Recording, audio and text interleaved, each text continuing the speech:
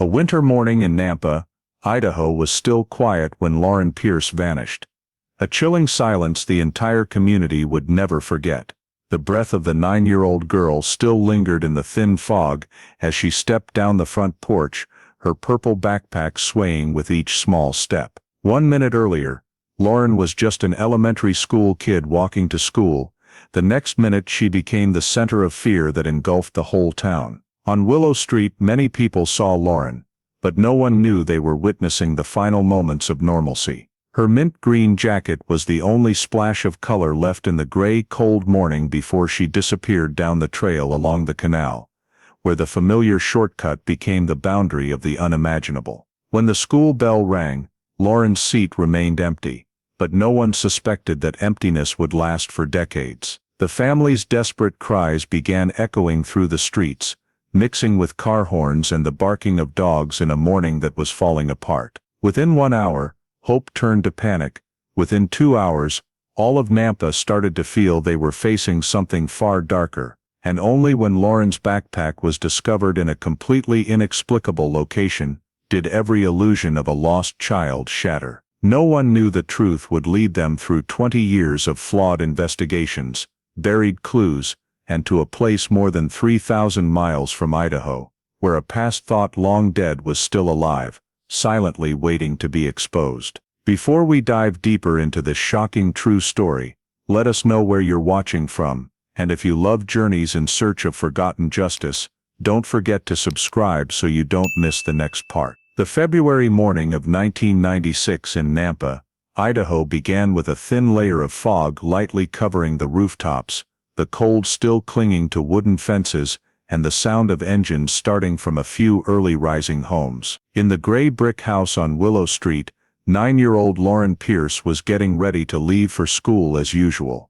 She tied her brown hair back neatly, put on her mint green coat, grabbed her favorite purple backpack, waved goodbye to her mom, and stepped out the door. The walk to Willow Creek Elementary wasn't far, just a few blocks, and Lauren was used to walking every morning. The street was still quiet, lights from windows hadn't fully gone out, and the breath of passers-by dissolved in the cold misses. Peterson, the neighbor picking up her newspaper in the front yard, saw Lauren walk by and smiled hello. A classmate, Tommy Reed, later recalled seeing Lauren a few houses behind him, her coat sleeves swinging as she walked quickly. A pickup truck driver who passed by shortly after also reported seeing a little girl, about 9 years old, light green coat, crossing the Maple intersection just before 8 a.m. The last confirmed sighting was when Lauren turned onto the trail along the small canal, the familiar shortcut that led straight toward the school. That morning there was nothing unusual, just a little girl walking to school in the early day chill. But Lauren never made it to the crossing guard, or appeared in the schoolyard. When the bell rang and Lauren's seat was still empty, her homeroom teacher thought she might just be late. By the second roll call with no Lauren, the teacher called home to check. Mrs. Caroline Pierce was surprised and said her daughter had left on time, as always. Surprise quickly turned to worry. She threw on a coat and ran along Lauren's usual route, calling her name and scanning every lawn and sidewalk. Lauren's father, Mark Pierce, drove around nearby streets, checking any places she might have stopped. They asked neighbors, called a few of Lauren's friends, even rushed to the school to make sure she hadn't slipped in another entrance. But no one had seen Lauren. No one had seen the girl after she turned onto the canal trail. When enough time had passed that a child could no longer be considered late for school, worry turned to panic. The Pierce family enlisted neighbors to help search, fanning out in every direction, checking every empty lot and quiet stretch of road. But every search came back to the same terrifying fact: Lauren had vanished without a trace. Finally, as the clock neared 10 a.m., and every hope that she had simply wandered off or stopped somewhere faded, the Pierce family picked up the phone and called 911 to report that their daughter was missing. Immediately after the Pierce family's 911 call, the Nampa Police Department launched its rapid response protocol for a missing child. 2 patrol cars arrived on scene within minutes, took initial statements, and confirmed Lauren's usual route to Willow Creek Elementary. A 2-mile search radius was established, covering streets around Willow Street, the canal trail, empty lots, and the path leading to the school. Checkpoints were set up, patrol cars blocked side roads, and a map of the area was spread across the hood of an SUV, serving as a temporary command center. The quiet winter morning quickly turned into a frantic search operation. The K-9 unit was called in first. The tracking dog ranger was given a scent article from Lauren's clothing, and began following her usual route. He moved exactly along the path from the Pierce home, across the Maple intersection, and onto the canal trail, the precise spot where witnesses last saw Lauren. However, when he reached a wide-open dirt lot in the middle of the trail, Ranger abruptly lost the scent.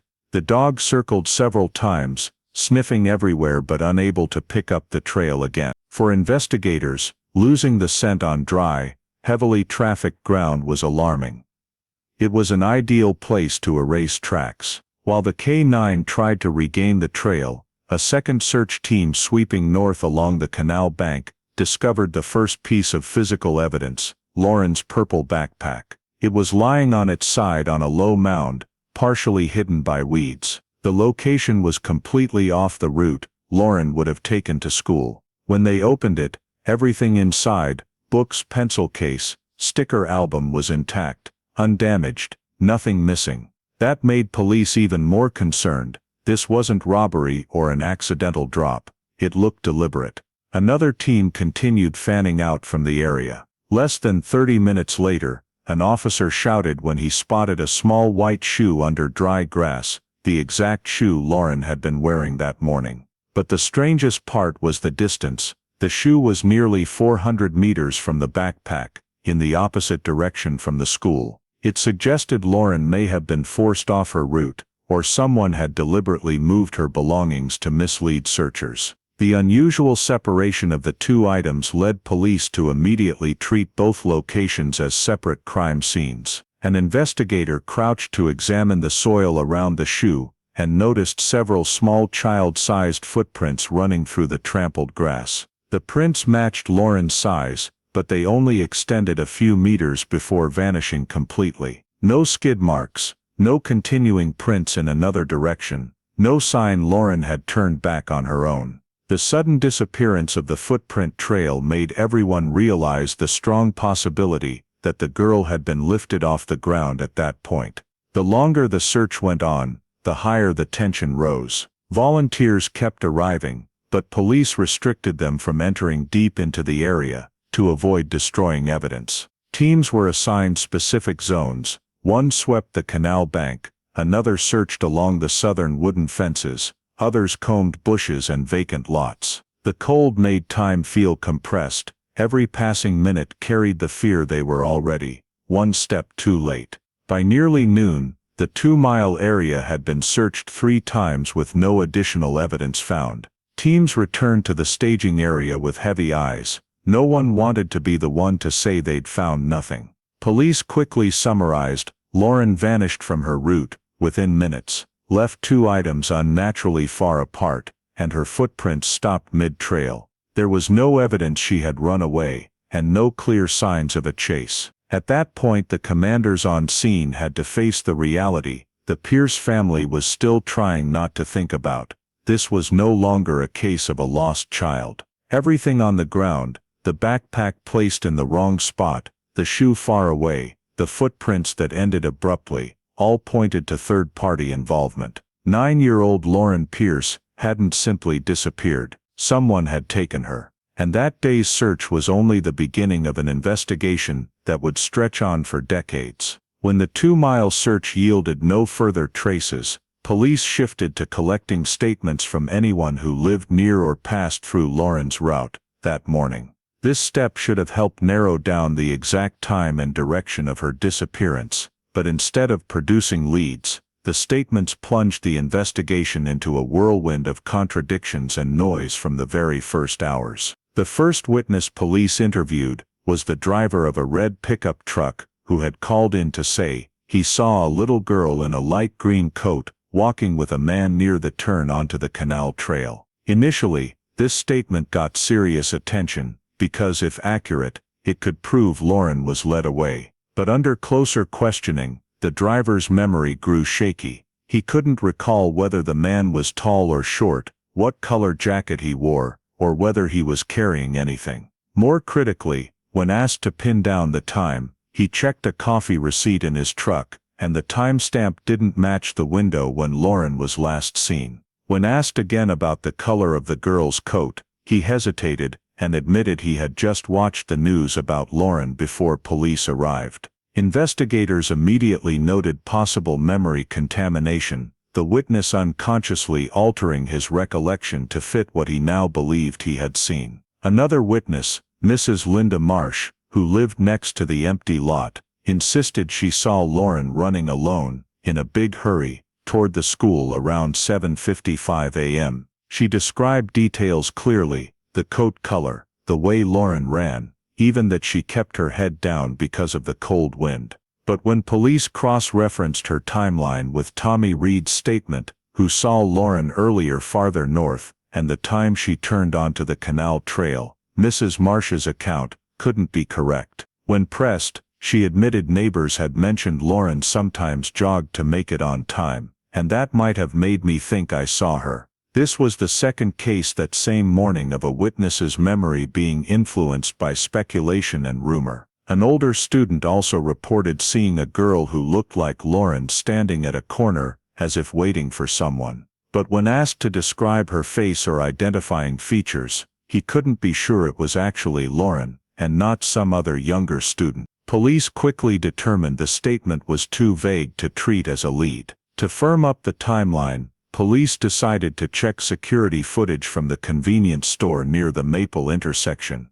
a key location since every sighting placed Lauren passing it. If the camera was working, they could pinpoint exactly when she went by, and whether anyone was near her. But the store owner reported the system had malfunctioned the previous night, and recorded nothing from the morning of Lauren's disappearance. The recorder had even short-circuited, wiping days of prior footage. It was a heavy blow to investigators. One working camera could have settled whether Lauren walked alone or with someone. On top of that, two other witnesses gave completely opposing accounts. A jogger said he saw a person in a dark jacket standing alone near the canal bank, who didn't belong in the area, but he couldn't describe the face. A woman who lived nearby insisted the area was completely empty at the same time. When pressed, she admitted she hadn't looked closely because she was rushing to take her own child to school. Instead of corroborating each other,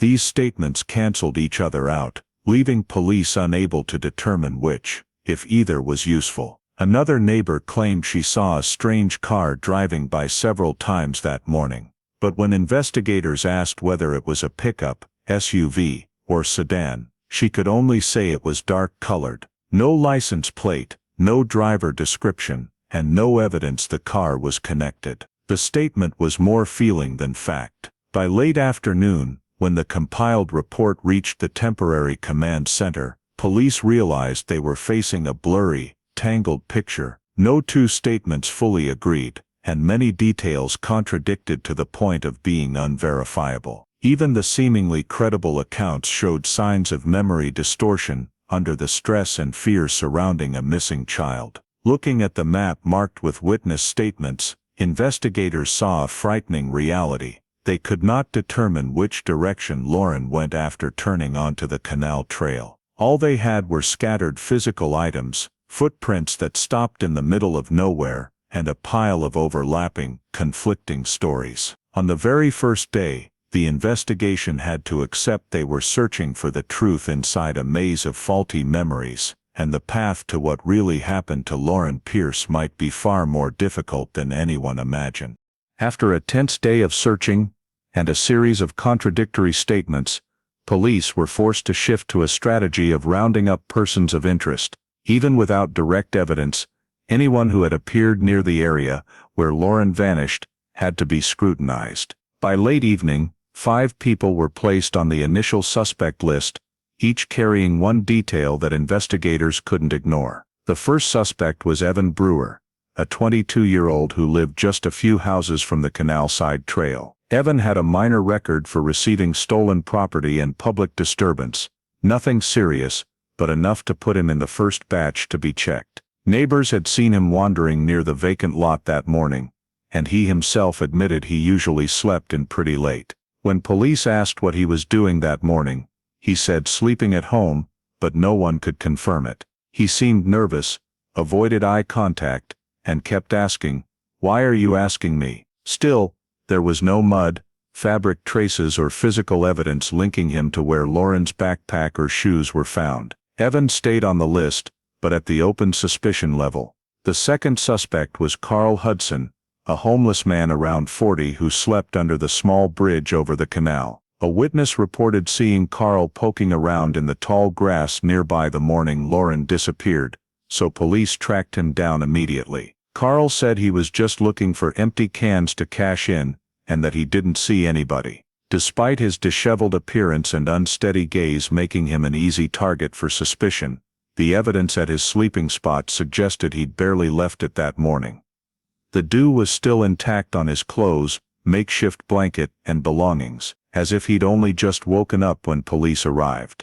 Carl had no prior record involving children, but because the witness insisted they saw him near the area, he was kept for further cross-checking. The third suspect was Bryce Keller, a senior high school student. Bryce claimed he saw Lauren standing on the corner, like she was waiting for someone, but when police compared the time he gave with other statements, it didn't line up. Bryce changed his answer twice, first saying 7:50, then a little before 8. He got flustered when pressed and couldn't clearly describe the little girl's face he claimed was Lauren. Even though Bryce might simply have remembered wrong, investigators kept him on the list because deliberately giving the wrong time, whether intentional or not, could mean he was hiding something. The fourth suspect was Raymond Ortiz, owner of the convenience store near the Maple intersection, the only place with a camera that might have captured Lauren walking past. The fact that Raymond's camera malfunctioned on the exact day Lauren disappeared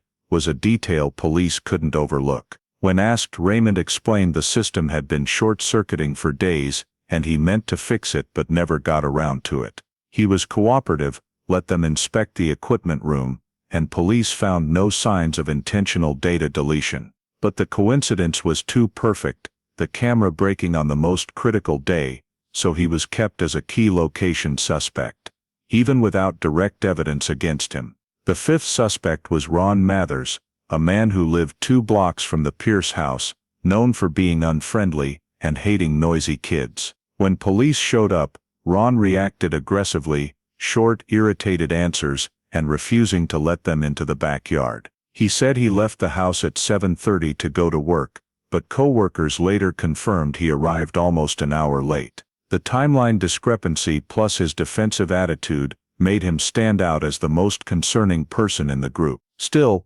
police hadn't found anything directly tying him to Lauren's route or the evidence locations. As night fell and all the statements were compiled, investigators realized a troubling truth: every suspect had something suspicious, but no one truly stood out. Evan had a record, but no evidence. Carl was seen near the area, but the traces at his sleeping spot contradicted that. Bryce lied about the time, but nothing proved he ever saw Lauren. Raymond's camera was broken but showed no tampering. Ron was uncooperative, but had no physical links. 5 people, 5 lines of investigation, but not one strong enough for police to pursue as the main lead. By the end of the day, the command center had to log a temporary conclusion: these suspects only created more questions than answers, and the Lauren Pierce investigation was facing a maze of possibilities, with no clear path forward.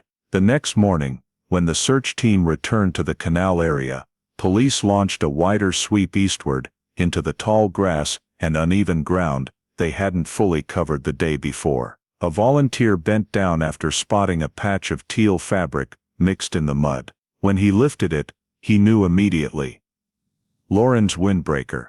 The location was nearly 600 meters from where the shoe was found, and roughly twice that distance from the backpack, in 3 completely different directions. This shattered any possibility that Lauren had simply wandered off. Investigators noted right away that only human hands could scatter belongings in such an unnatural pattern. The jacket was rushed to the on-site forensic tent. As soon as the collar was turned out, abnormalities jumped out. The collar was twisted and wrinkled from being yanked hard. The right edge had a small tear about 2 centimeters long. The tear was clean, diagonal, and didn't look like damage from brushing against branches. A veteran investigator concluded, "This is a close-quarters struggle tear." The people standing around fell silent for a few seconds. This was the first clear physical evidence that Lauren had fought someone before she vanished. While gently brushing mud from the collar with a soft brush, a technician suddenly stopped. Under the flashlight beam, he spotted an extremely small, dark, thick, short hair. Nothing like a child's hair, clearly an adult male's. The whole team held their breath. This could be the most important piece of evidence since Lauren went missing. But only seconds later, the technician had to say what the technology of the time made impossible. In 1996, we can't analyze a sample this small. We can only preserve it and hope DNA advances enough in the future to run it. Disappointment flashed across the room, but it didn't diminish the importance of the find. Lauren had been in close contact with an unidentified adult male, most likely the perpetrator. Meanwhile, another technician examined the mud stuck to the sleeves. The mud had a strange composition. Mixed in with the soil were fine, grayish-brown plant fragments that looked like the stems of a rare fern that grows in deep, wet areas. They had never seen this type near where Lauren disappeared. He noted, "This plant doesn't naturally occur within a 2-mile radius of the scene." Immediately, a young investigator suggested expanding the search eastward into the forest outside Nampa, where that kind of fern grew naturally around deep ponds. Maps were spread out, possible routes marked in red. The team leader nodded and ordered units there that same day. None of them knew this was the misstep that would stall the case for nearly 20 years. The simple but tragic explanation, the fern stuck to the jacket, didn't come from the eastern forest. It came from a small wet patch, southwest of town, near an abandoned farm, where only a few clusters of narrow frond ferns grew thanks to underground seepage. Unfortunately, in 1996, Idaho's plant distribution maps were incomplete, leading to the misidentification. The forensic team believed that fern only grew in the east. Result: hundreds of man-hours were poured into the dense, hard-to-reach eastern forest, while the real location holding the clues, the southwest, was ignored during the critical early phase. In the forensic tent, the lead investigator wrote in his report, "Windbreaker shows signs of being yanked, tear caused by struggle, mud contains plant matter not native to the scene." Search direction expanded eastward. His signature at the bottom unwittingly laid the foundation for 2 decades of investigation in the wrong direction. That night, the windbreaker was sealed in an evidence bag with 3 critical details attached. Signs of forceful pulling, tear suggesting a struggle, biological material, not from the environment around where Lauren disappeared. All 3 pointed to the same thing: Lauren had contact with the perpetrator at a different location. Then the jacket was discarded, or fell off during movement. But at that moment, no one had identified where that other location was, and the mistake about the plant would keep the investigation lost for years to come. As night fell, the team packed up the command post. Everyone knew the windbreaker was the most important piece yet in the scattered puzzle. It proved Lauren hadn't vanished quietly, she had fought, and the traces left on the jacket might lead to the perpetrator, if only someone had understood their true meaning at the time. By 1997, the Lauren Pierce case officially left the urgent search phase. The windbreaker, shoes, backpack, and tiny hair were all expected to break the case open, but in reality, every lead crumbled under the limits of 1990s technology. Worse, the entire team still believed the plant matter on the jacket came from the eastern forest outside Nampa, locking them into the wrong direction from the start. In an effort to re-examine the original suspects, police went back over timelines, alibis, and statements, and all 5 were gradually cleared. Evan Brewer, the young man with the minor record, was proven to be at an old garage by 8:40 a.m., not enough time to be involved in a disappearance that happened earlier. Carl Hudson, the homeless man, had proof he picked up breakfast at a support center at the exact time Lauren vanished. Bryce Keller, the high school senior, who gave inconsistent times, was ultimately confirmed to be at school for an assembly at 8:15 a.m. Raymond Ortiz, the store owner, really did have a camera fried by electrical shorts, not tampered with to destroy evidence. And Ron Mathers, the grumpy neighbor, did arrive late to work, but still within a window that proved he couldn't have been on Lauren's route. 5 suspects, 5 dead ends. None matched the scene evidence. In 1998, the lab retested soil samples from the shoes and jacket. The results baffled everyone. The dirt didn't match the canal area or the residential streets Lauren walked. The mud on the jacket contained wet-loving plants completely different from anything along the canal. That should have been the signal she'd been taken somewhere else, but the plant misidentification kept the team stubbornly focused on the eastern forest. Between 1999 and 2000, police conducted 4 more small-scale searches along the canal and side channels. They used boats, thermal imagers, and other equipment. All they found were a few pieces of household trash, an old child's mitten, and an unrelated scrap of cloth. No real progress. In 2001, investigators specially requested analysis of a shoe print found near Lauren's shoe. For a brief moment, they thought it might belong to the abductor. Final analysis crushed that hope. It was the footprint of a neighbor girl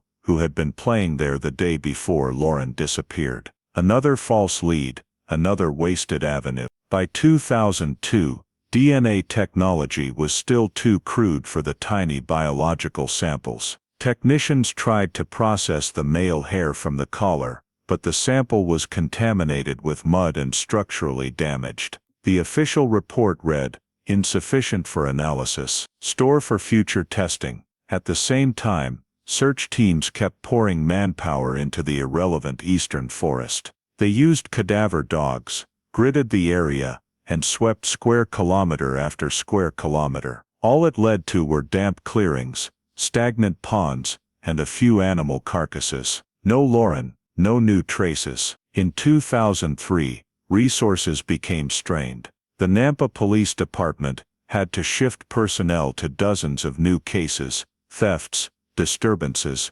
domestic violence. Veteran investigators retired, transferred, or were reassigned. Critical scene knowledge, so vital in child disappearances, became fragmented. Many details weren't fully passed on to the new people handling the file. An internal meeting in 2003 was recorded in the minutes. No viable leads remain. All investigative directions have stalled. Shortly afterward, the case priority was downgraded. In 2004, after nearly 8 years of deadlock, the Lauren Pierce file was officially moved to cold case. Evidence box #LP 199614 was placed in storage. Windbreaker, shoes, backpack, soil samples, plant matter, hair, scene photos, all sealed in one box, slowly gathering dust over the years. The final report before the case went cold was just 3 lines.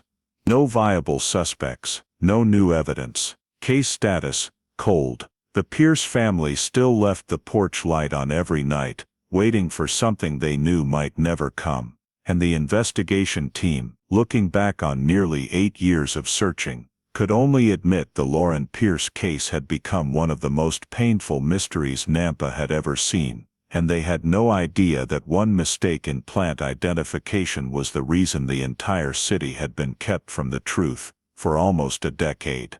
As the Lauren Pierce case gradually cooled and was shifted into long-term investigation status, the investigation team's greatest hope rested on the minuscule DNA sample recovered from the collar of Lauren's windbreaker, the only trace capable of directly linking the little girl to her abductor. Although 1996 technology was insufficient to analyze either the hair or the mud, by late 1997, 1998, the Idaho Forensics Lab was finally able to isolate a very small portion of genetic material and generate a partial DNA profile. An incomplete genetic record, but sufficient to be uploaded to the CODIS system. This was an effort carrying huge expectations because if the perpetrator had ever been arrested or had ever submitted DNA, the system would flag a match. Yet the result that came back the very first time CODIS was run in 1998 was a cold, impersonal message, "No hits detected." The lead investigator had to note in the report that no matches were found, and from that point an initial assumption took hold: the perpetrator had probably never been arrested or had DNA in any law enforcement database. In 1999, 2000 and 2001, as forensic technology improved slightly, the case's DNA profile was updated and resubmitted to CODIS multiple times. But the result was always the same merciless line saying no match existed. This convinced the team that Lauren's abductor was someone clean on paper, possibly even an outsider who happened to be in Idaho on the exact day she vanished. They gradually eliminated many potential suspects, especially people with records for minor disturbances or petty crimes in other states, because they believed that if any of them had ever been arrested, CODIS would have flagged a hit. That belief seemed reasonable at the time, but years later it would be proven one of the biggest mistakes that kept the case unsolved for nearly 3 decades. The truth revealed many years later was that the killer, Marcus Hale, had actually submitted DNA in 1995, a full year before Lauren disappeared. Hale had been arrested in Arizona that year for a minor assault in a parking lot, and under state law his DNA was taken and entered into Arizona's database. But at that time DNA systems between states were completely unsynchronized. The national CODIS system was still in the rollout phase, and not every state's samples were automatically uploaded or connected in a standardized format. Arizona used its own platform, Idaho used its own, and CODIS lacked the ability to link low-level profiles across systems, so the data between the two states never intersected. In other words, Hale's DNA had been sitting in the system since 1995, but Idaho could not see it, and CODIS at the time could not overcome the format differences to produce a match. Ironically, if the crime had happened 10 years later, the system would have flagged a hit in seconds, but between 1998 and 2001, the technology was not mature enough to detect that connection.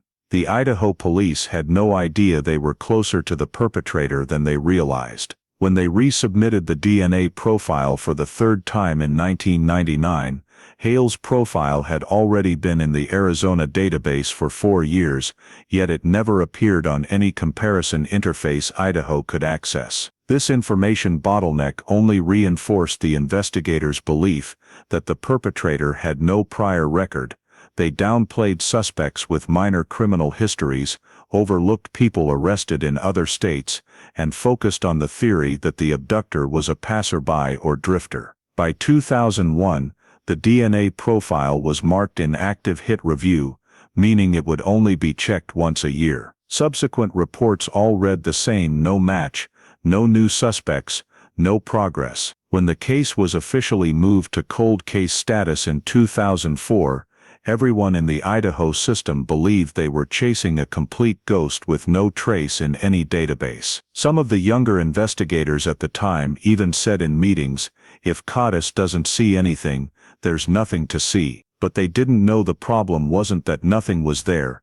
The problem was that the technology wasn't strong enough yet to see what already existed. For years Marcus Hale continued living a normal life in Arizona, going to work every day, never fleeing, never hiding, simply shielded by a data gap between two states that had never been properly linked. When the systems were finally synchronized more than a decade later, people realized the Lauren Pierce case could have been solved as early as 1998 if just one data connection had been in place. But in 1998, that connection did not exist, and Lauren still had not been found. In 2017, when the Nampa Police Department began a review of backlogged cold cases, the Lauren Pierce evidence box, LP 199614, was placed in the priority re-examination group. That immediately caught the attention of Detective Marcus Ellery, who had just transferred from Boise and had experience with missing children cases. The file had been frozen for more than 20 years, yet the cover page still carried the line that haunted him. Missing child, no new leads since 2001. On his first morning with the evidence box, Ellery spent hours examining every item: the intact purple backpack, the white shoe found far away, and finally the turquoise windbreaker. The most important piece, with its torn collar and dried mud clinging to every crease. The 1996 notes were still there. Mud contains rare vegetation, likely from eastern forest. That assessment had directed the entire search effort for 2 decades. But Ellery didn't buy the old conclusion. He had seen plenty of cold cases derailed by wrong assumptions about geology, botany, or wildlife. He decided to retest the mud, something that in 1996 could only be examined with the naked eye. This time he requested multispectral lighting and thin-layer sediment analysis, technologies that did not exist 20 years earlier. When the mud sample was separated under a modern microscope, the technician suddenly noticed tiny reddish-brown spores, round like pollen grains, mixed among fibrous plant fragments. One technician looked at the screen and said quietly, "Detective, these spores aren't from eastern forest ferns." Ellery immediately ran a query in the Northwest Botanical Database. The system returned a result in minutes: cryptogramma, rockbreak fern. Grows only in damp creeks and rocky valley walls, not forest, not the eastern wetlands, not the area the old team had spent thousands of hours sweeping. Ellery pulled up satellite maps of Idaho and scanned every location with damp creeks, rocky banks, and basalt soil that matched the description. In less than a minute, he zoomed in on an anomaly: Indian Creek Bend, a curving creek only about 2 miles from where Lauren disappeared. The area had shallow water, broken basalt rock, moist vegetation, and crucially, it had been private abandoned land in 1996, so it wasn't in the botanical databases at the time. That explained why the original investigators had no idea rockbreak fern grew there. Ellery instantly understood the problem.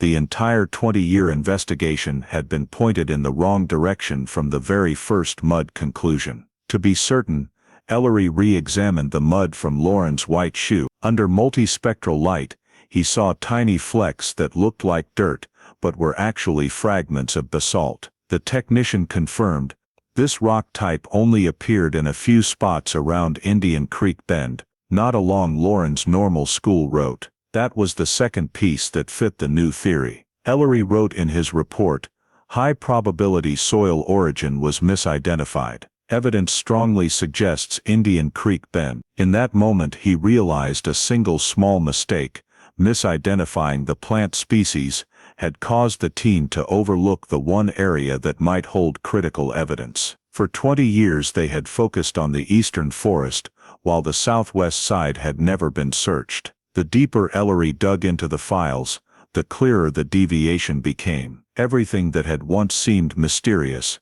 the location of the windbreaker, the direction items had moved, the scattering of evidence, suddenly made sense when plotted on a map, centered on Indian Creek Bend. 2 miles was completely plausible for someone with a vehicle or knowledge of quiet roads. That night, Ellery stayed late at the office, spreading the crime scene map across his desk. He pinned every location where Lauren's belongings had been found, then connected them with red lines. When he shifted the entire pattern southwest, the lines suddenly formed a pattern no one had seen 2 decades earlier. A tightening triangle pointing straight to Indian Creek Bend. No longer random, no longer vague speculation. Every piece of evidence was pointing to one single place. Ellery called the cold case captain near midnight. "We've been wrong since 1996, he said, voice tense. "I know where we need to look." The reply from the other end was short. "Meeting tomorrow morning. Present everything." Ellery stayed up all night writing a nearly 20-page report. He detailed the flaws in the old process, analyzed the plant spores, compared the basalt fragments, and redrew the evidence movement map. When he typed the final line, he knew he had just touched the first real breakthrough in the case after 20 years of darkness. The last line of the report read, "Indian Creek Bend must be searched. This could be our first real lead since 1996. He had no idea that this discovery would not only reopen the case, but also pave the road straight to Marcus Hale, the man who should have been identified in 1998, if not for the data error and 2 decades of misdirected investigation. After discovering that the entire 20-year investigation may have been wrong from the start, Detective Marcus Ellery knew the next step had to be reprocessing the biological evidence with modern technology. Lauren's turquoise windbreaker, which contained the tiny male hair once deemed unanalyzable, was sent to the Idaho State Lab for low copy number, LCN DNA testing, a technique capable of amplifying genetic traces present in just a few cells. This time, instead of the disappointment of 1996, the technician delivered good news. They had produced a male partial STR profile that was far clearer than the weak partial profile Idaho had uploaded to CODIS at the end of the 1990s. It was not a full profile, but it was strong enough to run again through the national system. Ellery immediately submitted the profile to CODIS. He knew the system was now fully interconnected between states. No longer would Arizona data sit in isolation like it once had, but when the run finished, the message was still, no hits, still no match, no subject in the offender database, no name to grab onto. Ellery refused to let that silence slow the new momentum. CODIS has limitations with partial profiles, genetic genealogy does not. He decided to use the method that was revolutionizing investigations: genetic genealogy. The partial STR was converted to SNP format, using deep sequencing, then uploaded to GEDmatch and family tree DNA, platforms capable of finding distant relatives across generations. The results appeared quickly and were staggering. Roughly 6,000 individuals showed some genetic connection to the perpetrator's sample. The number was large enough to discourage most investigators, but Ellery and the genealogy expert knew what to look for. Not individual people but repeating family lines. One surname began showing up consistently across the pedigree clusters: Hale. People with the last name Hale were not the majority, but their frequency across different branches was abnormally high. Ellery and the expert saw the Hale name appearing in multiple distant connections, some in Utah, some in Nevada, and a great many in Arizona, all traced back to a common root in the 1960s, 1970s. The genealogy expert said bluntly, "The Hale branch repeats in nearly every cluster close to the perpetrator. It's not strong enough to identify the individual immediately, but the signal is very clear. The person we're looking for belongs to the Hale family, Arizona origin." That stopped Ellery cold. Arizona, the very state that had held the perpetrator's DNA sample since 1995, the sample Idaho could never see because of the old data linking failure. In other words, genealogy was now illuminating the part that 1990s CODIS could not. Digging deeper, Ellery found one pedigree cluster with especially high repetition. The Hale branch appeared 9 times among the distant relatives, all traced back to the same couple living in the Phoenix area in the 1950s. They had 4 sons. One of those 4 sons had 3 grandsons. One of those 3 grandsons was Marcus Hale. Ellery opened the demographic interface and reviewed the Hale family's migration history. Many members of this branch had lived, worked, or traveled through Idaho in the 1990s. One detail made him pause. One of the grandsons, Marcus Hale, had lived in Arizona for many years, worked seasonal jobs, traveled constantly, and had been arrested once in 1995. What CODIS could not connect in 1998, genealogy was now drawing in plain sight. Ellery wrote in his notebook, "Hale's surname appears too frequently to be coincidence. Need full list of all males named Hale, born 1960, 1985, with ties to Arizona." This was not prosecutable evidence, not the perpetrator's identity, not a direct DNA match, but it was the clearest direction in 20 years, a completely new trail, not based on statements, crime scene guesswork, or old theories, but on the perpetrator's own genetic structure. A signal that 1996 technology could never see, but 2017 technology lit up like a map in the dark. And at the center of that map, the surname Hale kept repeating. Ellery sat still for several minutes, staring at the pedigree screen. Finally he whispered, almost to himself, "Lauren, we're getting closer." As the family tree began to narrow into multiple branches carrying the surname Hale, Detective Marcus Ellery realized that the next step was no longer about identifying the family, but pinpointing the exact man within that family. From a genealogy database containing more than 6,000 individuals, combined with age, residential areas, and genetic details, Ellery filtered down to 12 men who fell within the suspect range. All carried the Hale surname, or belonged to the direct paternal line of the Hale clan, all born between 1960 and 1985, and all capable of traveling to Idaho in 1996. He began checking each case as though peeling back the layers of a mystery that had stretched nearly 3 decades. The first man on the list was eliminated quickly, died in 1999 in a traffic accident, with DNA on file, from the time of death that did not match the partial profile from Lauren's windbreaker. The second had left the United States in 1994 for Guatemala, and never returned. Immigration records confirmed he never left Central America during the 1990s. Another had never left Oregon. Tax records, driver's licenses, and medical files all aligned. From 12 down to 9. The next ones looked more promising, all male, same genetic branch, correct age range, but each had clear alibis or documented travel. 3 were living in Utah, in 1996 confirmed by medical records and payroll stubs. 2 had been arrested in 2010, submitted DNA to the system, and did not match Lauren's profile. 1 was in long-term treatment in Arizona in 1996. 1 lived between New Mexico and Texas. The last belonged to the family tree, but was actually adopted. No biological connection. Eliminated. When the list was down to about half, Ellery went back and re-examined the genealogy records more closely, and that's when he saw something previous investigators had missed.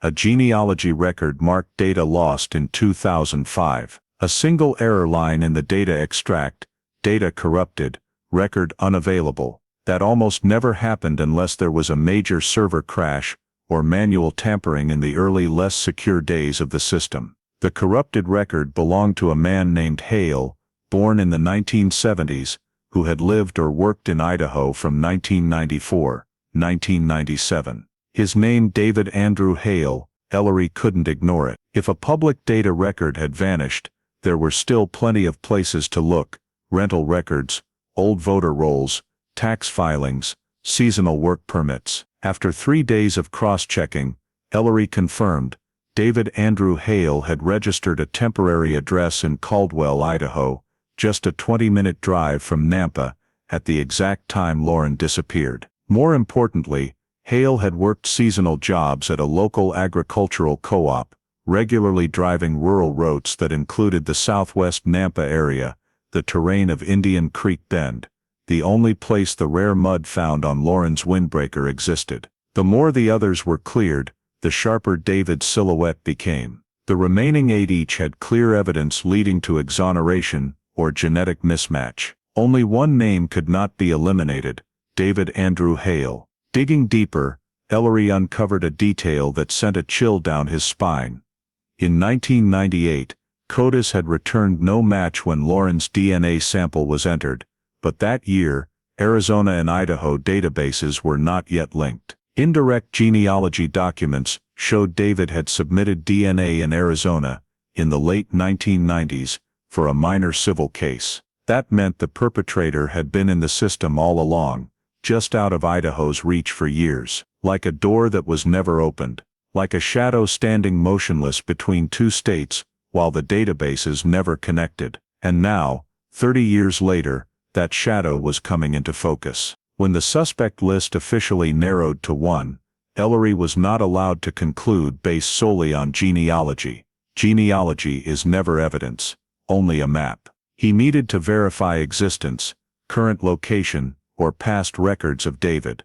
He needed legal grounds to obtain a warrant for surreptitious DNA collection. He reviewed the original list of 12, crossed off each name, then circled the final one in bold heavy ink. David Andrew Hale, Idaho, 1996. A man who once lived right beside the area where Lauren vanished. A man whose genealogy record had disappeared. A man whose DNA was very close to the partial profile, and most importantly, a man no one yet knew where he was. Ellery closed the file, knowing that from this moment forward, the hunt for David Andrew Hale would be the most dangerous part of a 30-year investigation. After the suspect list narrowed to exactly one name, Detective Marcus Ellery began the most critical work, verifying David Andrew Hale's timeline in the days surrounding Lauren Pierce's disappearance in 1996. Genealogy had pointed the way, but to obtain a DNA warrant, or move toward arrest, Ellery needed real evidence, something that would hold up in court. He went back through every remaining public record on Hale, tax filings, work permits, temporary address registrations, hospital records, auto repair invoices, store receipts, even old grocery logs from shops that still kept paper records. And in the category that seemed the most worthless, service records, auto shops 1994, 1997. He found a breakthrough no one had touched in 20 years, an old repair invoice for Hale, dated February 18, 1996, just 3 weeks before Lauren vanished. The invoice showed Hale had brought his 1985 GMC pickup to a small garage located directly on the road, connecting Caldwell to the outskirts of Nampa. Garage address, Southside Auto Repair, roughly 0.8 miles from the canal side trail where Lauren was last seen. Even more telling, the mechanic's note made Ellery stop, and read twice. Customer said truck was shaking badly when driving on dirt roads near Indian Creek Bend, the exact area where the rare mud on Lauren's windbreaker originated. Ellery felt like he was looking at the final piece of a map that had been torn to shreds. Hale's route, the timing and Lauren's disappearance, all aligned too precisely to be coincidence. But he needed more. DNA could lock it shut,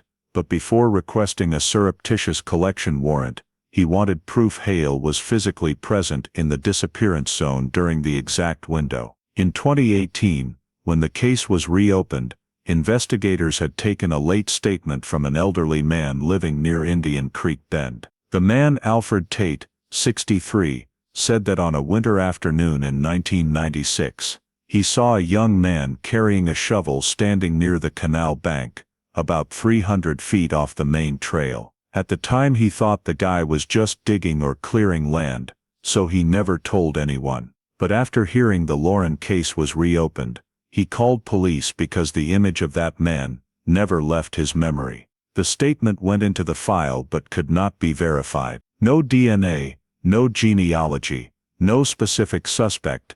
The statement sank into the darkness of a case that seemed forever unsolvable. When Ellery reread witness Tate's 2018 description, a cold shiver ran down his spine. White male, approximately 20-30 years old, dark brown hair, slim build, wore an old beige jacket, long face, straight nose, holding a wooden-handled shovel. Ellery pulled up an old driver's license photo of Hale, from an Arizona record in 1997, tied to a minor civil violation. Dark brown hair, slim build, straight nose, long cheekbones. Too similar enough that it could not be ignored. He decided to visit Tate.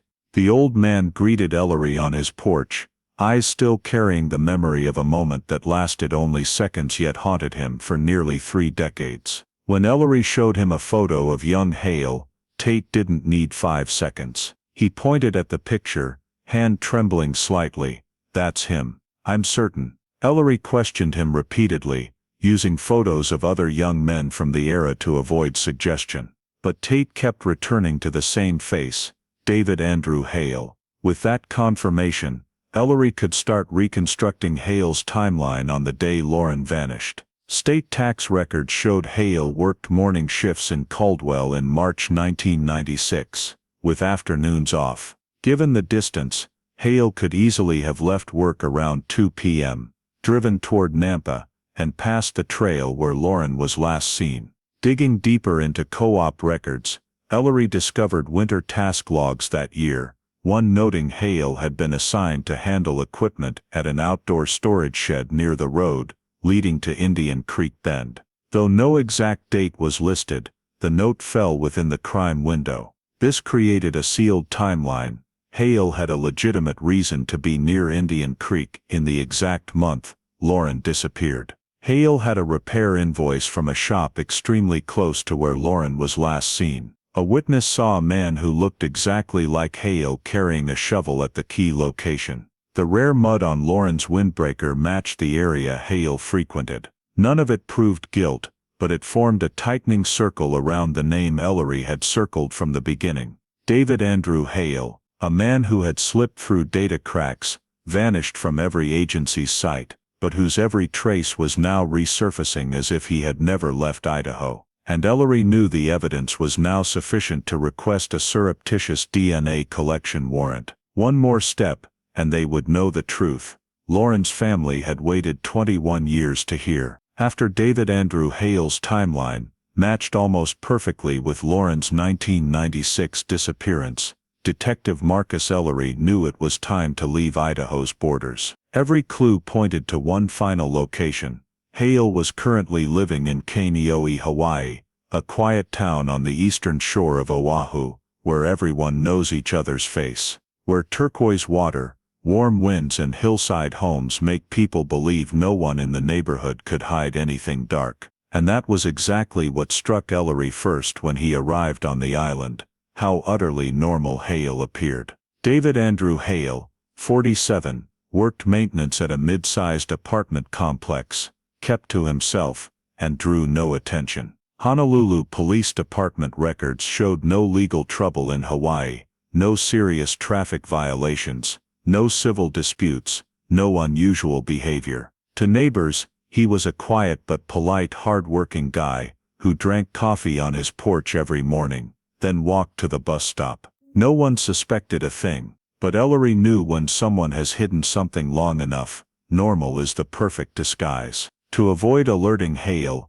the Idaho team did not make direct contact, but coordinated with HPD. They set up a 2-week surveillance plan, built around one key goal: obtain Hale's DNA without him knowing.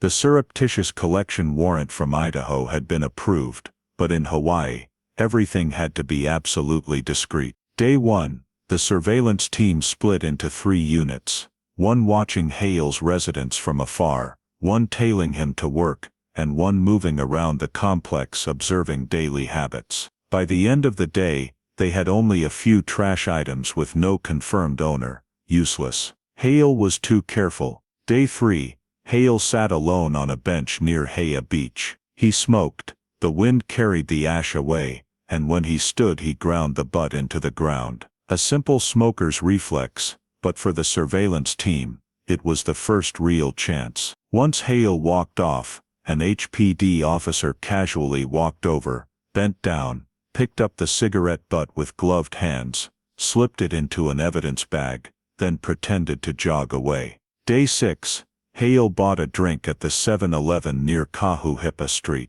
He finished it, stepped outside, and tossed the can into a public trash bin. Another officer approached the bin and checked the top layer, but there were 2 identical cans. Not sure which was Hale's. Both cans were collected, but certainty was lacking. Day 9, the Idaho team thought they had the best sample yet, a tissue Hale used to wipe sweat after leaving the small gym in the complex. He tossed it into the bin by the door, and this time HPD recovered it in 12 seconds. The tissue was still damp, meaning far better epithelial cells than a cigarette butt. All collected samples were sealed separately, processed at HPD's lab first, then shipped to Idaho. Ellery knew one solid match was all they needed. Still, he was tense. If the sample was contaminated, or yielded insufficient DNA, or Hale had somehow used someone else's tissue, the case could slip away.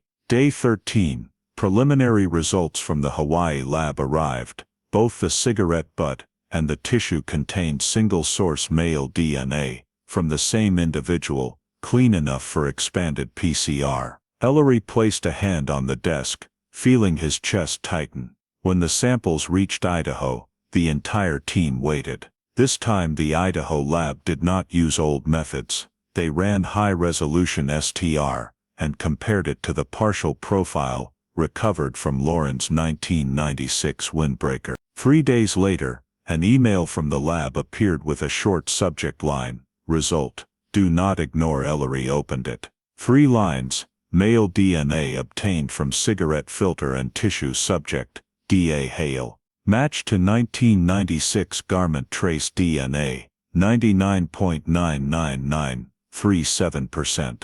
Recommendation, match confirmed. A tense silence fell over the room for several seconds. Ellery read it again, not because he doubted the result, but because for 21 years every lead had dead-ended, every hope buried. Now, with nothing more than a cigarette butt tossed carelessly on a Hawaii sidewalk, a 3-decade mystery had become stark reality. David Andrew Hale was the source of the DNA on Lauren Pierce's windbreaker. No more questions, no more margin for error, no more coincidence that could explain it away. Ellery took a deep breath. He looked at the wall map of Oahu with a red dot over Kaneohe, where the perpetrator of a 1996 Idaho crime had lived quietly, as if he'd never done anything wrong. He knew the next phase would be the most dangerous, an interstate arrest warrant. But in that moment, he allowed himself to acknowledge one thing. After 21 years, after countless mistakes, after a lost data file, after an entire lifetime hidden among Hawaii's waves. At last, they had found him, and this time, he had nowhere left to disappear. When the DNA results confirmed that David Andrew Hale was the source of the sample found on Lauren Pierce's windbreaker in 1996, Detective Marcus Ellery transferred the file straight to the Idaho prosecutor's office. An interstate arrest warrant was signed in under 12 hours. At dawn, the next day, a mixed team of U.S. Marshals, HPD's fugitive unit, and 2 Idaho investigators, including Ellery, met briefly in the parking lot near Kaneohe District Park to go over the plan. No one wanted to take chances, even though Hale had no prior history of violence. A man could live quietly for 20 years in Hawaii and still be the one who abducted and killed a little girl in Idaho. No one was willing to underestimate him. The Oahu sky was still hazy with mist. The dark green Ko'olau ridges in the distance had only just begun to show their first morning outlines. Ellery watched the marshals double-check their vests, cuffs and commands while a strange feeling rose in his chest, right here in a place that looked so peaceful it seemed no darkness could ever creep in. They were about to arrest a man who had been running for almost his entire life. Hale lived in a second-floor apartment in an old complex on Willow Street, Kaneohe. The building looked as harmless as any other Hawaii apartment block: sun-faded beige walls, slightly rusty iron railings, scooters parked bumper to bumper below. A woman walking her dog glanced curiously at the officers, but showed no real alarm. That was the thing about this neighborhood. Kaneohe was too laid back for anyone to imagine police were there to arrest a murderer. 5:14 a.m. The marshals were in position. One had a bullhorn strapped to his chest, another readied the battering ram, but only if necessary. Ellery stood back where he could see everything. The team leader dropped his hand. The knock was loud and authoritative. David Andrew Hale, this is the U.S. Marshals, open the door now. For the first 2 seconds, nothing. Then slow, very calm footsteps came from inside. The door cracked open, then swung wider. Hale stood there, hair flecked with gray, body a little thin, wearing an old t-shirt and shorts. And he said one sentence that made the whole team hold its breath for a moment. I knew this day would come. No shouting, no running, no denial, just quiet surrender, as if for the past 20 years he had been living in anticipation of this exact moment. The agents immediately signaled, spun him around, cuffed him, and read him his Miranda rights. Hale offered no resistance. He even nodded when they told him he had the right to remain silent. What sent a chill through Ellery were Hale's eyes. No fear, no anger, just the look of a man who had rehearsed this moment for a very long time. A few neighboring doors cracked open at the unusual activity. A middle-aged woman next door, coffee cup in hand, stared in confusion. Is David being arrested? What did he do? No one gave details, only investigation out of Idaho. But the news spread like ocean wind. The whole complex had known Hale as the quiet, polite guy who fixed leaky faucets and changed light bulbs for neighbors. Now they watched in disbelief as he was cuffed and led down the stairs. An old man from downstairs kept shaking his head. No way, David. David's the nicest guy, he even takes my trash out every week. But niceness was something Ellery had seen far in too many cold cases. Plenty of killers lived quietly, left no trace, stayed friends with neighbors for decades, because they believed the past had died with time. Ellery watched Hale climb into the agent's SUV. His face barely changed, only a faint sigh. Being arrested didn't surprise him, it simply marked the end of something he had tried to avoid, but never truly escaped. When the door closed, Ellery felt he was looking at two people in one body.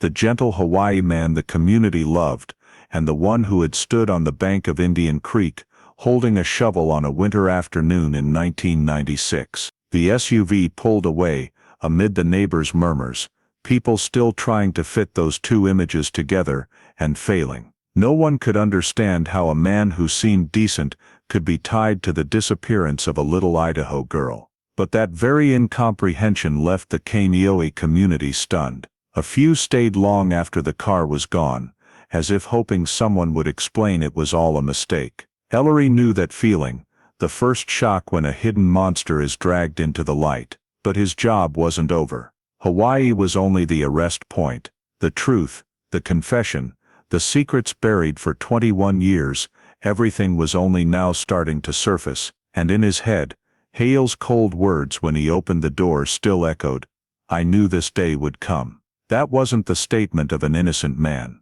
That was the statement of someone who had lived with guilt so long that arrest had become the inevitable thing he had already accepted years ago. At HPD headquarters, in Honolulu, a small interview room had been prepared for David Andrew Hale. Not the movie-style interrogation room, no obvious one-way mirror, no spotlight in the face, just gray walls, a cold metal table, two chairs facing each other, and a ceiling-mounted camera. But that very ordinariness created its own pressure, the silence, the emptiness, the confrontation with no escape. Detective Marcus Ellery sat down first, placed his case file on the table, and didn't open it yet. Hale's cuffs had been removed, but red marks still ringed his wrists. His eyes stayed fixed on the tabletop as if avoiding contact at all costs. The team had expected silence. Someone who ran for 21 years usually clings hard to the right to say nothing. But even silence is a statement, if the questioner knows how to pace it. Ellery started gently, "Mr. Hale, you have the right to remain silent. But we want to give you the chance to speak before everything goes back to Idaho. We want to hear it from you." Hale said nothing, just the faintest twitch of his lips, half smile, half nothing, then looked down again. Ellery continued, "No threats, no pressure, just cool calm. We have the DNA. It matches the 1996 sample. You know that." For the first time Hale's eyes flickered, but he held his voice steady. "I never knew any little girl." Ellery didn't reply. He took out the timeline, car repair receipts, evidence placing Hale near Indian Creek. Then the week Lauren vanished. He laid each sheet down slowly, like building a wall in front of Hale, forcing him to look. "You had your car serviced at Southside Auto Repair 3 weeks before Lauren disappeared. You drove the dirt road by Indian Creek almost every day. A witness saw a man who looked exactly like you holding a shovel in that exact area, at that exact time." Hale tried to keep his composure, but his hands clenched, knuckles white. I did a lot of jobs. Don't remember. People get the wrong guy. Ellery leaned forward, voice lower, heavier. You were there. We know you were there, and you know how we know. He placed the envelope containing crime scene photos and Lauren's jacket on the table, unopened. Just placed it. The weight of the envelope was enough. For a second Hale's eyes darted away, the natural reaction of someone whose denial has no ground left. But Ellery wasn't rushing. He slowly opened the envelope and took out the photo of Lauren on the day she vanished. The jacket, the backpack, the dirt road along the canal. No blood, no gruesome images, just evidence photos. He turned the picture so Hale could see. Indian Creek. Just those 2 words. And Hale flinched. Not a big flinch. Not dramatic. Just a short deeper breath than normal. But to Ellery, it was the first crack. Hale looked away, arms folded but trembling slightly. I wasn't there that day. Ellery kept the same even tone. You weren't there. But you're scared when I say the name. I'm not the witness saw you with a shovel. Hale, what were you planning to bury? Hale slammed his hand on the table, voice sharp and sudden. I wasn't burying anything. Then he stopped, realizing he had just revealed a layer of emotion no innocent person would ever show. The room fell silent. Ellery said nothing more. He let time do the work. The man who had run for 21 years was now fighting himself. A few minutes later, Hale's voice dropped, almost inaudible. If I talk, what happens to me? Ellery knew this was the pivotal moment. We can't promise anything, but the truth is the only starting point you have left for any chance at a fair trial. Hale stared at his hands. Have you found the little girl yet? No. Hale closed his eyes for a long time. His breathing slowed, as if weighing something heavier than a prison sentence. Then he opened them. If I tell you the spot, I want to know they'll bring her remains home to Idaho. Ellery paused 1 second, then nodded. We'll do everything to bring Lauren home. Hale slumped forward, hands covering his forehead. Not crying, not a total collapse, but the moment he knew every effort to hide was over. And after nearly 21 years, the words Ellery had been waiting for finally came, hoarse, choked, but clear. I'll show you the place. In Idaho. At Indian Creek, near where the bank slid that year. The room went dead still. Hale had finally confessed. Not with I did it, but with something far bigger. He revealed where the body was buried. And with that, the 2-decade mystery was about to be untied. After Hale revealed the burial location along the steep bank of Indian Creek Bend, the Idaho investigation team immediately coordinated with forensics and local search units and returned to Nampa. Even with a fairly precise description, the area had changed a lot in over 20 years. Erosion, thick brush, the canal had shifted slightly, making it far from simple to pinpoint the grave. But Ellery trusted Hale's statement. After 21 years of silence, it would lead them to the right spot. The morning of the dig, Idaho air was cold and dry. The forensic team set up barriers and search grids. People who had joined the original 1996 search stood at a distance, watching silently, none daring to voice what they had hoped for all these years. About an hour after removing the first layer of soil, a choked shout rang out. Bones. The technicians switched to finer tools. Soil was brushed away bit by bit, as if reopening a chapter buried for 2 decades. Less than a meter down, they found small bones, the size of a child's. A scrap of faded green jacket fabric, caked with dirt and rotted vegetation, was recovered beside an arm bone. One look was enough. It was Lauren's jacket. When the remains bag was sealed, Ellery stood motionless. After thousands of case pages and countless dead ends, Lauren had finally been found. But the hard part wasn't over. They still had to understand what happened to her in her final hours. In the Idaho lab, Dr. Colleen Maynard, head of forensic anthropology, began the analysis. Though many bones had been displaced by canal water and time, the main skeletal structure was sufficient to reconstruct Lauren's final position. But the most crucial information came from soil and plant matter, clinging to clothing and shoes. Pollen, root fragments, weeds, and different mud layers showed Lauren was not attacked at the burial site itself. A local grass species, bent grass, which only grew about 40 meters west of the grave, appeared in the dirt stuck to Lauren's pant legs, meaning she had been on that stretch of path and had moved some distance before being fully subdued. When compared with wear marks on the ankle bones and data about the single left shoe found in 1996, the forensic picture became clear. Lauren had escaped once. Ankle bone scoring showed she ran hard, fell, got up, and kept running a few more meters. The mud on her jacket had two distinct layers, one from the trail, one from right at the canal bank, proof she moved between those two areas in a short time. The combined analysis allowed forensics to reconstruct, almost exactly, Lauren's final 2 hours. She was approached near the turnoff to the canal side path, panicked and ran west, toward the main road, fell, got up, ran a few more meters, was recaptured near a cottonwood tree, matching soil found on her pants, was dragged to the edge of the canal, where the ground was steep and secluded. Death occurred within 1-2 hours after that. In the forensic report, one note stopped every investigator cold.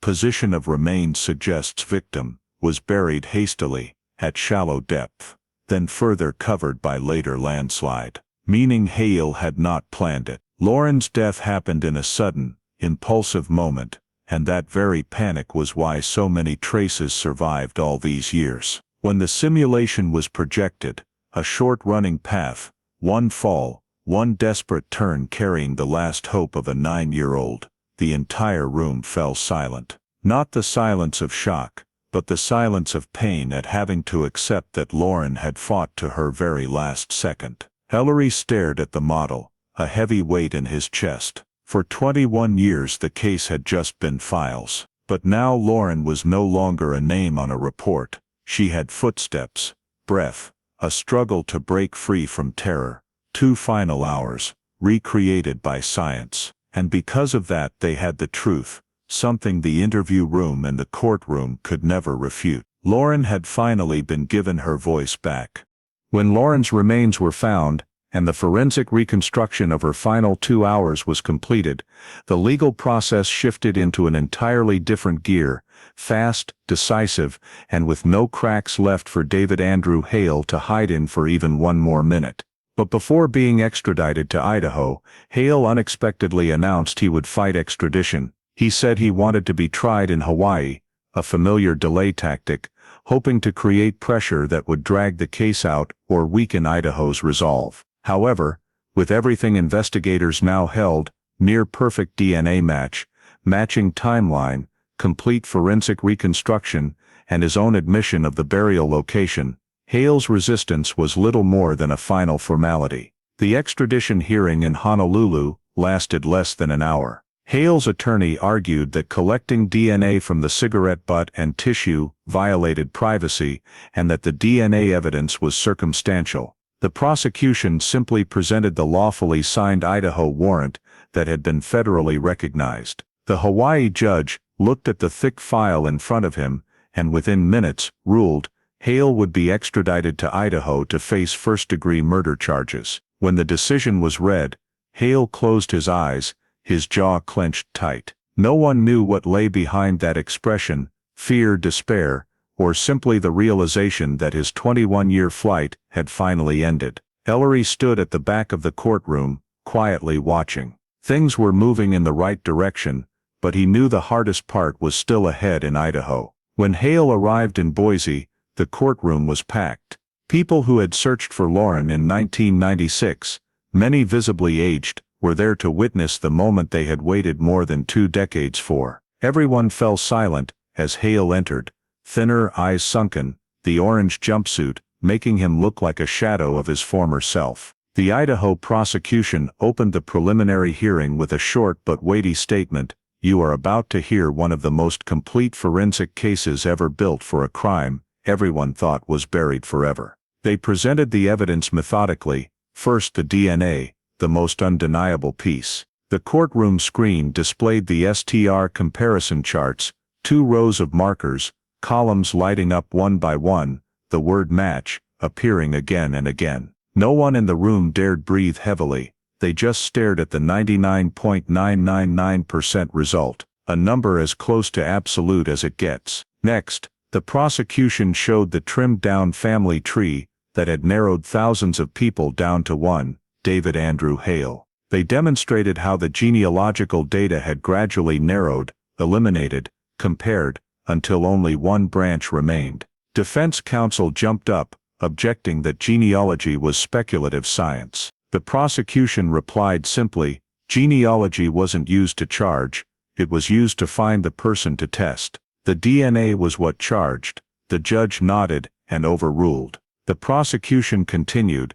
They displayed the timeline map proving Hale was right in the area when Lauren vanished.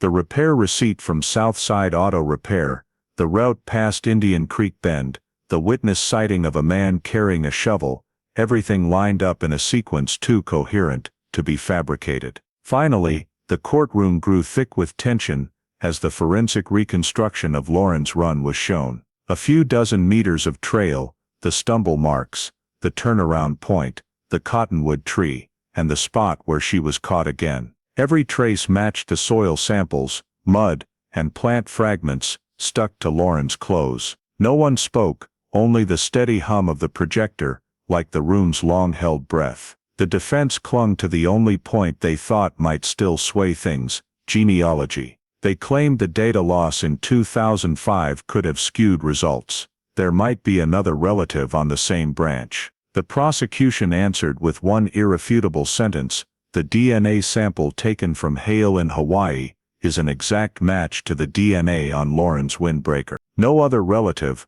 no lost data, no error could explain that away. Cornered, the defense shifted to attacking the timeline, claiming there was no direct witness. The prosecution immediately produced Mr. Tate's statement, the man who saw a man with a shovel, exactly where forensics proved Lauren was recaptured. Layer by layer, the defense crumbled. After more than 2 hours, the judge ruled, the evidence is sufficient to proceed to trial by jury. Defendant David Andrew Hale will remain in custody, without bail. Hale bowed his head, no longer able to maintain his previous composure. The cracks that had only flickered in the interrogation room were now unmistakable. His face seemed swallowed by the cold white light of the courtroom. Ellery, standing behind the prosecution table, didn't look at Hale with triumph, only with a heavy but resolute feeling.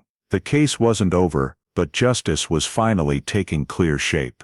The trial of David Andrew Hale officially opened in Boise, Idaho, amid the heavy silence of a community that had waited nearly 3 decades to hear the truth. The defendant walked in looking exhausted, eyes sunken, still trying to maintain an air of indifference. Facing him were 12 jurors, who would have to absorb every piece of evidence rebuilt, using every modern scientific advancement available. The prosecution did not open with emotional words or long descriptions. Just one sentence: today, the truth is built by science. The DNA expert took the stand first. She explained the STR analysis of the samples from Hale's cigarette butt and tissue in Hawaii, compared to the trace DNA on Lauren's windbreaker. The screen showed the markers, lighting up with match after match. When the final conclusion rang out, probability of a random match less than 1 in 10 million, the jury almost stopped breathing.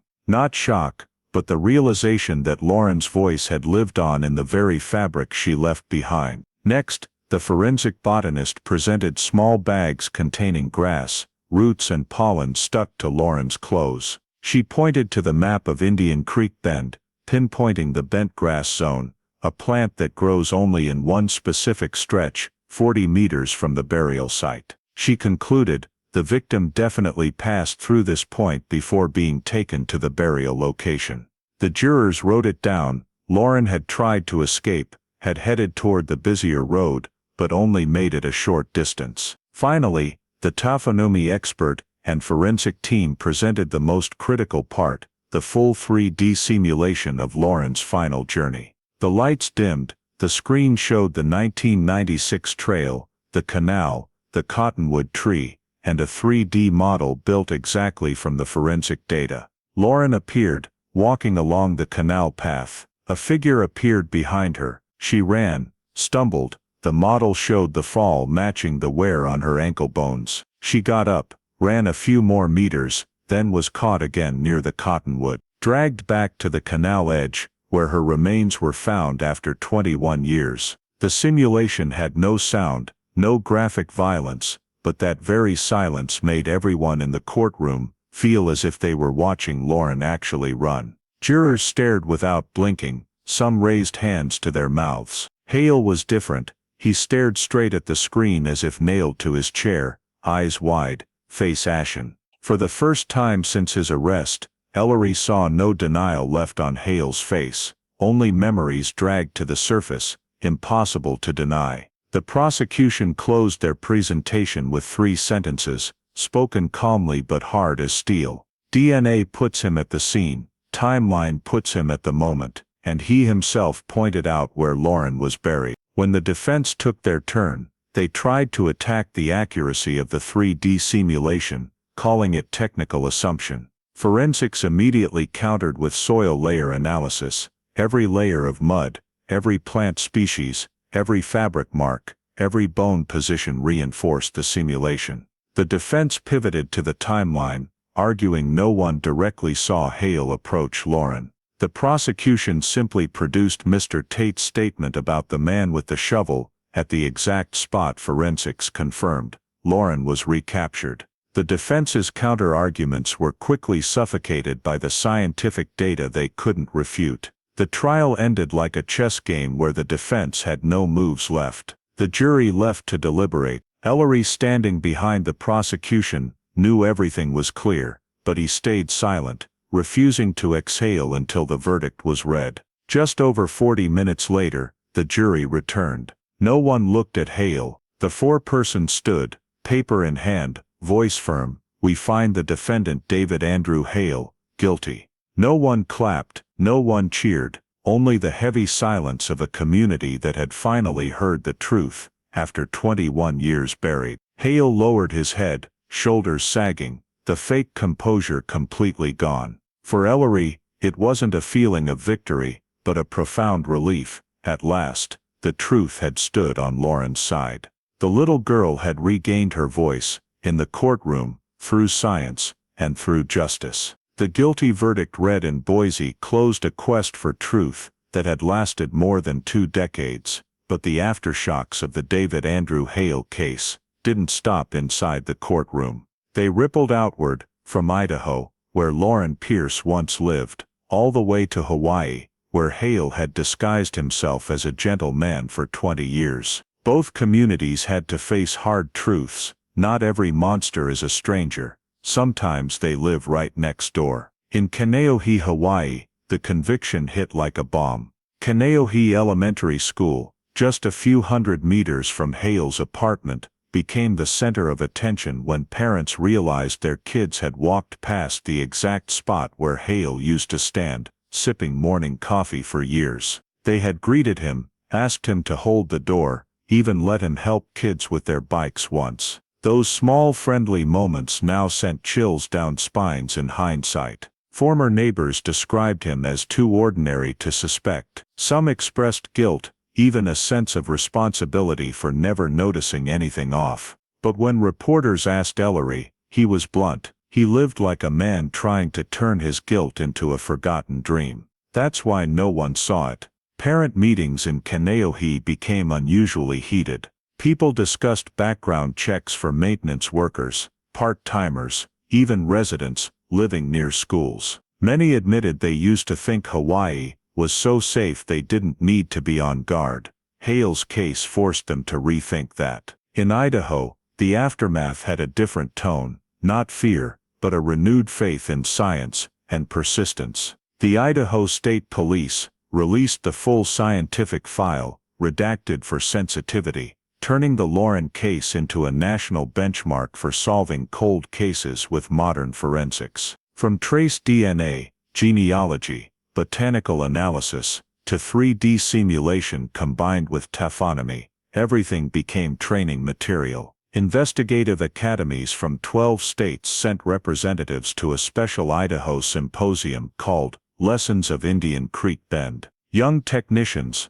forensic students, and cadet officers packed the room to hear Dr. Colleen Maynard explain how she reconstructed Lauren's final journey, from fabric fragments, half the size of a grain of rice. At the final post-trial press conference, the Idaho prosecutor said, "This case isn't just justice for Lauren, it's a reminder that a cold case is only truly cold when we stop trying." The quote spread across dozens of local papers and professional forums. For the Nampa community, finding Lauren's remains brought mixed emotions, relief at finally knowing the truth, but pain, knowing she fought to the very end. A small memorial was held at Willow Creek Elementary, the school she was walking to the day she vanished. Children placed white flowers under the school sign, while older residents told the 1996 story to the next generation, keeping Lauren's memory alive.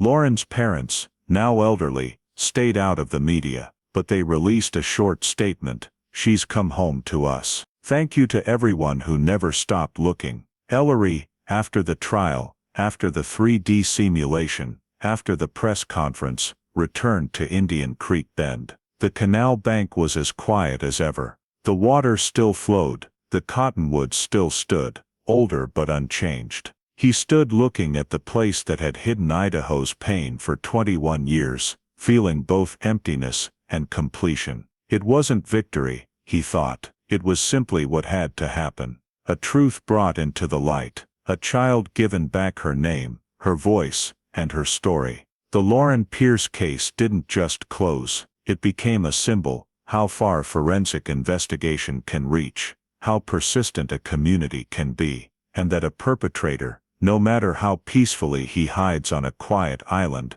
can never ultimately escape the truth. And from Idaho to Hawaii, people repeated the same sentence: Lauren has been found, and justice has come home. The story of Lauren Pierce is not only a criminal case solved after more than 20 years, it clearly reflects life in today's United States, where parents still let kids walk to school, where neighbors believe our area is safe, and where technology and community both play key roles in protecting children. Lauren disappeared simply because she took the familiar canal path on her way to Willow Creek Elementary, a detail that reminds us that seemingly harmless shortcuts can become dangerous blind spots. In America today, many families still let kids walk to school, so the lesson is concrete: always choose routes with more people, avoid isolated paths, even if they're shorter, and teach children that safe routes matter more than fast routes. In Hawaii, Hale lived right beside an elementary school for 20 years,